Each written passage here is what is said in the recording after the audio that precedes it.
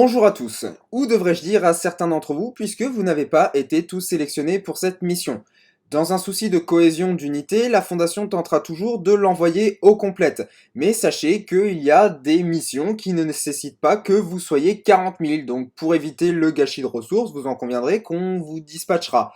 Même si jamais ça peut être régulier, mais c'est quand même assez rare. Et puis, vous avez toujours la possibilité de mourir, hein, donc essayez de pas trop vous accrocher à vos camarades d'unité. Si jamais vous discutez avec eux à la suite de cette vidéo, ou carrément même vous leur montrez, puisque ce n'est pas interdit, ils vont peut-être se dire qu'ils n'ont pas été choisis parce que, eh bien, ils sont trop nuls, ou ils sont pas assez, ils ont pas assez d'expérience, ils sont pas assez performants. Je vais couper court à tout ça. La réponse est non, je ne les ai pas choisis puisque, il fallait bien faire un choix, donc je vous ai choisi vous et leurs tours viendront, sachez-le. Alors, quelle va être votre mission? Votre mission va concerner SCP-764, c'est un SCP de classe sûre, et vous allez donc assurer pour une expérience la sécurité des deux chercheurs de niveau 1, mais aussi surveiller le membre du personnel de classe D qui a été choisi pour cette opération. Vous avez lu les différents membres du personnel, donc vous savez qu'il s'agit de main-d'œuvre remplaçable, et je vous demanderai d'être prudent avec lui. Vous allez comprendre pourquoi un petit peu plus tard. Sachez également que si jamais vous avez le moindre doute, vous vous sentez menacé, vous avez autorisation de faire feu sur lui. Même si jamais ce n'est pas avéré, on ne vous en tiendra pas rigueur, hein. Voilà, tout simplement, sauf si jamais vous avez fait les cons. Mais on vous en tiendra pas rigueur. Dans le doute, je préfère que vous l'abattiez plutôt que ça soit vous qui y passez. Ça serait dommage de pas revenir.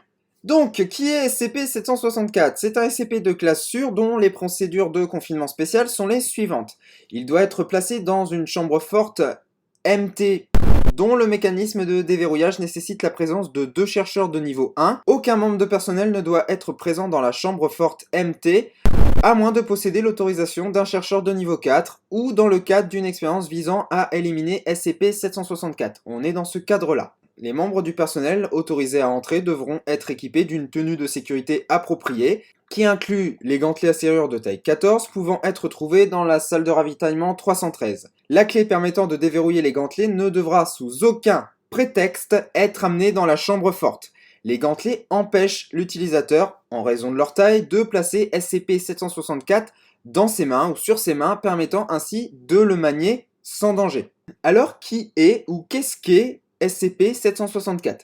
C'est une paire de marionnettes de Punch et Judy qui ne montrent aucune caractéristique anormale à vue d'œil. Lorsqu'une ou plusieurs personnes peuvent observer SCP-764-1 et SCP-764-2, l'une d'elles ressentira l'envie de prendre les marionnettes et de faire un spectacle avec, même si la personne en question ne présente aucun talent particulier en tant que marionnettiste.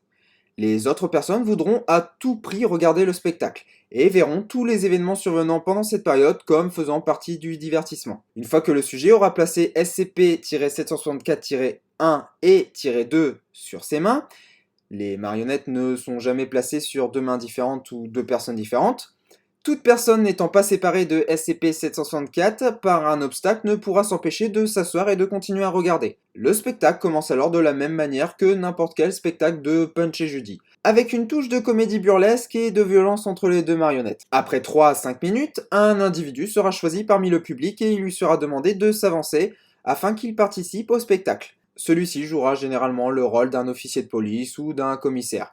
Cependant, lors de l'incident 764-34D, un des sujets joua le rôle de l'agent de classe E nommé Jonathan, qui fut partie de l'équipe chargée de récupérer SCP-764. Le volontaire et les marionnettes auront alors une discussion joyeuse avant de revenir à l'humour burlesque et à la violence des instants précédents. Après cette discussion, en revanche, les deux marionnettes brandiront alors des armes de la taille appropriée et commenceront à attaquer violemment le volontaire. Le reste du public trouvera cela encore plus amusant que les actes comiques exécutés précédemment, et même le volontaire rira jusqu'à ce que SCP-764-1 assène le coup final, en disant avec sarcasme « Et voilà comment on s'y prend ». Les marionnettes reprendront alors leur plaisanterie habituelle jusqu'à ce qu'un nouveau volontaire soit amené au devant de la scène. Les rôles joués par les volontaires deviennent, au fur et à mesure que l'histoire progresse, de plus en plus étranges. Le spectacle s'arrêtera lors du décès de la personne tenant les marionnettes, ou après la mort de 4 à 11 volontaires. Après quoi, le marionnettiste enlèvera les marionnettes et demandera Avez-vous aimé le spectacle? Ce à quoi les membres du public ayant survécu répondront oui, professeur! Un spectacle terminé de cette manière annulera l'effet que SCP-764 a sur la pensée des personnes le voyant. Celui-ci fonctionnera à nouveau après 11 à 26 minutes. Je vais maintenant vous lire le rapport d'incident 764-23B. Vous allez comprendre pourquoi il est intéressant, donc écoutez attentivement. Cette brèche de confinement se produisit lorsqu'un membre du personnel de classe D, supposé déplacer la caisse contenant SCP-764, ouvrit celle-ci pour en découvrir le contenu. La porte menant à la chambre forte MT fut immédiatement verrouillée. Un appareil d'enregistrement fut ensuite envoyé dans la salle environ 2 minutes et 30 secondes plus tard et put enregistrer l'incident à partir de ce point. D88-778 rit en disant « C'est ridicule, vous êtes tellement... » Puis ils tous. SCP-764-1 Oh non, il est malade, il faut l'opérer au plus vite. SCP-764-2 lui répondra Mais Punch, tu n'es pas docteur. SCP-764-1 Cela ne m'a jamais arrêté pour autant. D88-778 rit à nouveau avant de recommencer à tousser. SCP-764-1 brandira alors un scalpel mesurant environ la moitié de sa taille. Il se met à siffloter tout en ouvrant lentement la gorge de D88-778 qui semble produire un rire étouffé. Il insère ensuite son bras dans l'incision et cherche à l'aveuglette avant d'attraper quelque chose et de tirer. Pour ensuite dire « Je crois que j'ai trouvé, il a quelque chose coincé dans la gorge. On va te sauver, mon gars !» SCP-764-2 secoue la tête. SCP-764-1 arrache l'os hyoïde de D88-778 et le bouge d'un air triomphant. « Je te disais bien que j'y arriverais !» SCP-764-2 lui répondra « Il a besoin de ça, imbécile !» SCP-764-2 frappe alors SCP-764-1 avec un petit rouleau à pâtisserie. D88-778 produit un son qui pourrait être interprété comme un rire. SCP-764-1 répondra « Aïe, arrête ça, je vais les soigner, tu vas voir, femme !» Il plante à nouveau le scalpel dans l'incision et fait gigoter la lame. Après quelques secondes, il insère son bras dans l'ouverture et tire à nouveau, faisant jaillir une grande quantité de sang. Il tire jusqu'à environ 10 cm de la carotide de D88-778 à l'extérieur de la plaie, pour ensuite dire « Et voilà comment on s'y prend !»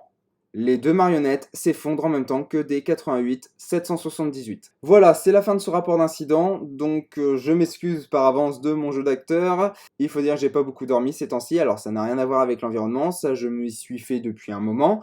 C'est juste que je pars en mission, comme je vous l'ai dit au tout début, et certaines de ces missions SCP marque, hein, voilà, on est tous des êtres humains avec des émotions, donc voilà, même si jamais vous êtes formés et entraînés pour supporter n'importe quoi, vous restez quand même des personnes et des êtres humains doués d'émotions, de sentiments. Donc voilà, par moment, ça peut poser certains problèmes. Ce que je voulais vous dire à ce niveau-là, c'est que lors de cet incident, le personnel de sécurité en place à ce moment-là a bien réagi et rapidement. Ils ont verrouillé la chambre forte, même s'ils savaient ce qu'il allait advenir de D88-778. Hein, voilà, ils le savaient pertinemment. Et c'est ça que je veux de vous, c'est-à-dire que votre rôle est de non seulement assurer votre sécurité, celle de vos camarades, mais aussi celle des chercheurs. Ils sont assez compliqués à trouver. Il ne faudra pas hésiter à sacrifier du personnel de classe D. Celui-ci a désobéi aux ordres en ouvrant la caisse de SCP-764. Donc il a été contre les ordres.